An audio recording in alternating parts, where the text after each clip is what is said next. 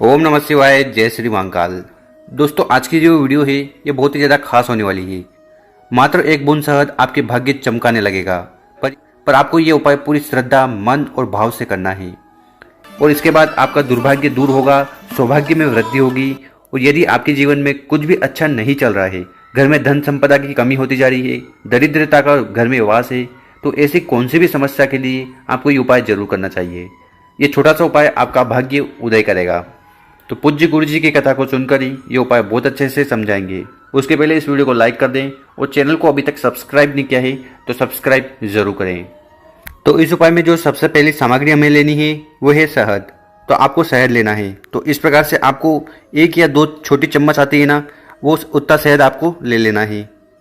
इसके बाद जो अगली सामग्री हमें लेनी है वो है चावल के दाने। तो इस प्रकार से आपको चावल के दाने ले लेने हैं।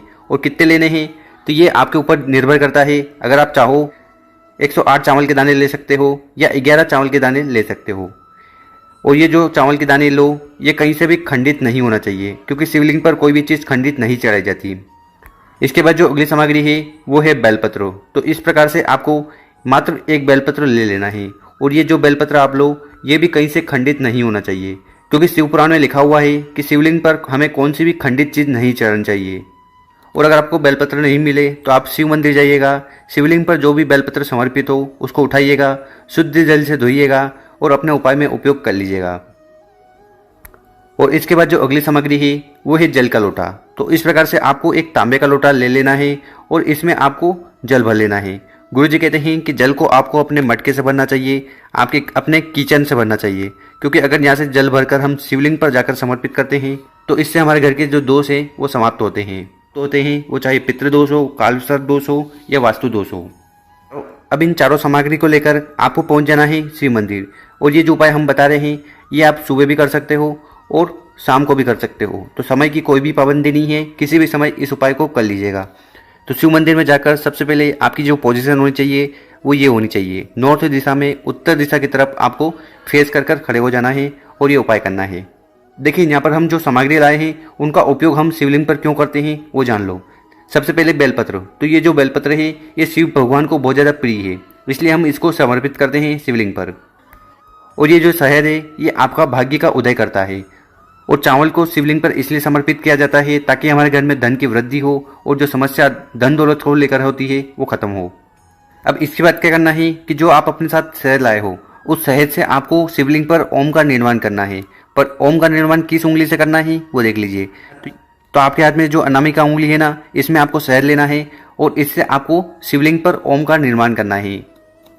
तो इस प्रकार से आपको शिवलिंग पर ओम का निर्माण कर देना है, ठीक। और ओम का निर्माण करते समय आपको भोलेनाथ से प्रार्थना करनी है कि आपके जीवन में जो भाग्य है उसका उदय हो, और इसके साथ प्रार्थना करनी है कि मेरे जीवन में जितना भी दुर्भाग्य है वो खत्म करें। तो ये कामना कर आपको इस प्रकार से शिवलिंग के ऊपर ओम का निर्माण कर देना है। और इसके बाद क्या करना है कि जो आप अपने साथ 108 चावल के दाने या 11 चावल के दाने लाए हैं, जो भी चावल के दाने लाए हैं उनको आपको उठाना है और उनको आपको समर्पित करना है शिवलिंग के ऊपर। शिवलिंग पर कहाँ, तो जहाँ पर आपने ओम का निर्माण किया है, ओम बनाया है, उसके ऊपर उन चावल के दानों को समर्पित कर देना है, श्री शिवाय नमस्तुभ्यम का स्मरण करते हुए। देखिए, अगर आप मंदिर जाओगे तो आपको ओम का निर्माण यहाँ ऊपर करना है। अब यहाँ पर हम ओम बना नहीं सकते, हमने इसलिए यहाँ पर बनाया है ताकि आपको समझाने में आसानी हो। और ऐसा कहा जाता है कि जैसे ही ये चावल के दाने आप अपने हाथ में लेकर शिवलिंग पर जहाँ ओम बनाया है उसके ऊपर समर्पित करते हो तो आपके घर में चंद्र ग्रह की शीतलता पड़ेगी और आपके जीवन में सुख समृद्धि आएगी। तो इसलिए चावल का दाना इतना महत्वपूर्ण है। और इसके बाद क्या करना है कि जो आपके पास एक बेलपत्र है उसको आपको उठाना है और अपने हाथ में रख लेना है। सीधे वाले हाथ में रख लीजिएगा। हाथ में रखते हुए आपके जीवन में जो भी परेशानी चल रही है, खासकर धन संबंधित, तो उस परेशानी को दूर करने के लिए आपको भोलेनाथ से प्रार्थना करनी है। और जो बेलपत्र आपके हाथ में है उसको आपको उठाना है और शिवलिंग के ऊपर समर्पित कर देना है। साथ ही साथ आपकी जो कामना है, जो इच्छा है, वो चाहे धन से जुड़ी हुई हो या आपकी ऐसी कोई विशेष कामना हो जो बहुत दिनों से पूर्ण नहीं हो रही है, तो वो पूर्ण हो, ऐसे आपको कामना भगवान शंकर से कह लेनी है। और शिवलिंग पर जब बेलपत्र समर्पित करें तो उसको हमें उल्टा बेलपत्र समर्पित करना है। तो बेलपत्र की जो चिकनी साइड है वो शिवलिंग से स्पर्श होनी चाहिए। और इसके साथ इस बेलपत्र की जो डंडी होगी वो माता अशोक सुंदरी की तरफ होगी और जो पत्ती होगी वो आपकी तरफ होगी। तो इस प्रकार से हमें ये बेलपत्र समर्पित कर देना है, श्री शिवाय नमस्तुभ्यम का स्मरण करते हुए। आप और आखिरी में जो आपके पास जल का लोटा है उसको आपको उठाना है और उसको भी आपको शिवलिंग के ऊपर समर्पित कर देना है, श्री शिवाय नमस्तुभ्यम का स्मरण करते हुए।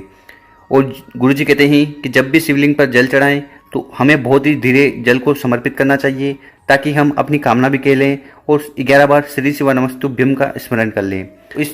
तो इस प्रकार से आपको ओम बनाकर चावल के दाना समर्पित करके उसके ऊपर बेलपत्र को समर्पित करके और ये जल का लोटा चढ़ा देना है। इसके बाद आपके घर में जो भी धन से जुड़ी समस्या हो, व्यापार से जुड़ी समस्या हो या नौकरी से जुड़ी समस्या हो, हर प्रकार की समस्या खत्म होने लगती है। तो इतना महत्वपूर्ण है ये उपाय, तो कर देखिएगा, बहुत ही आसान सा उपाय है। अब जान लेते हैं गुरु जी द्वारा बताया उपाय। तो ये उपाय भी कामना पूर्ति के लिए है। अगर ऐसी कोई कामना है जो बहुत दिनों से पूर्ण नहीं हो रही है तो ऐसे में आपको इस उपाय को कर लेना है। तो इस उपाय में जो सबसे पहले हमें सामग्री चाहिए वो है इलायची। तो आपको इलायची लेनी है। कौन सी इलायची लेनी है? जो हमारे घर में हम उपयोग करते हैं ना, चाय वगैरह में डालते हैं स्वाद बढ़ाने के लिए, वही हरी इलायची आपको लेनी है। इसके बाद जो अगली सामग्री है वो है एक जल का लोटा। तो आपको तांबे का लोटा ले लेना है और इस तांबे के लोटे में आपको अपने घर से जल भर लेना है। विशेषकर इस जल को आपको अपने किचन से भरना है, क्योंकि गुरु जी कहते हैं कि किचन से जल भरकर अगर हम शिवलिंग पर समर्पित करते हैं तो इससे हमारे घर की जो दोष है, जो समस्या है, वो खत्म होती है। इसके साथ जो अगली सामग्री है वो है शहद। तो यहाँ पर फिर से आपको शहद लेना है। तो कितना शहद लेना है? तो 1-2 चम्मच शहद आप ले लीजिएगा। फिर इन तीनों सामग्री को लेकर आपको पहुंच जाना है शिव मंदिर। शिव मंदिर पहुंच गए और ये जो उपाय है ये आप सुबह भी कर सकते हो और अगर आपको समय मिले तो शाम को भी कर सकते हो। सबसे पहले आपको नॉर्थ डायरेक्शन, उत्तर दिशा की तरफ मुंह कर खड़े हो जाना है। इसके बाद क्या करना है कि जो आप अपने साथ एक जल का लोटा लाए हो उसको उठाना है और उसको आपको शिवलिंग के ऊपर समर्पित कर देना है, श्री शिवाय नमस्तुभ्यम का स्मरण करते हुए, साथ ही साथ आपकी जो कामना है उसका स्मरण करते हुए। इसके बाद जो हरी इलायची आप लाए हो, वो चाहे 1 हो 3 हो, जितनी भी हरी इलायची आप अपने साथ लाए हो उससे हमें उपाय करना है। तो क्या करिएगा, सबसे पहले आपको अपनी उंगली शहद में डुबो देनी है। डुबोने के बाद ये जो हरी इलायची है इन पर अच्छे से उस शहद का लेपन कर देना है। समझ में आया? या तो आप इन हरी इलायची को उठाकर डायरेक्ट शहद के पात्र में डुबो दीजिएगा तो उन पे अच्छे से लेपन हो जाएगा शहद का, या अगर आप चाहो तो एक एक पर शहद लगा देना है। तीनों जितनी भी इलायची आपने ली है शहद लगा दिया। इसके बाद क्या करना है, उन हरी इलायची को उठाकर आपको शिवलिंग के ऊपर समर्पित करना है, श्री शिवाय नमस्तुभ्यम का स्मरण करते हुए। देखिए ये जो उपाय है ये कामना पूर्ति के लिए है। अब वो कामना किसी भी प्रकार की हो सकती है, या अगर आप ऐसा कोई कार्य करने जा रहे हो और आप चाहते हो कि उसमें आप सफल हो तो इस उपाय को जरूर करिएगा। और उसके बाद अगर जल के लोटे में थोड़ा जल बचा हुआ है तो आपको फिर से शिवलिंग के ऊपर जल को समर्पित कर देना है और इसके बाद आपको वहां पर हाथ जोड़कर प्रार्थना कर लेनी है कि हे महादेव, हे शिव शंभु, हे त्रिकालदर्शी, हमारे जीवन में ये समस्या चल रही है तो ये समस्या जल्द से जल्द खत्म हो और हमारी जो मनोकामना है वो जल्द से जल्द पूर्ण हो। तो ऐसी कामना आपको कर लेनी है। महादेव आपकी वो कामना जल्द पूर्ण करेंगे।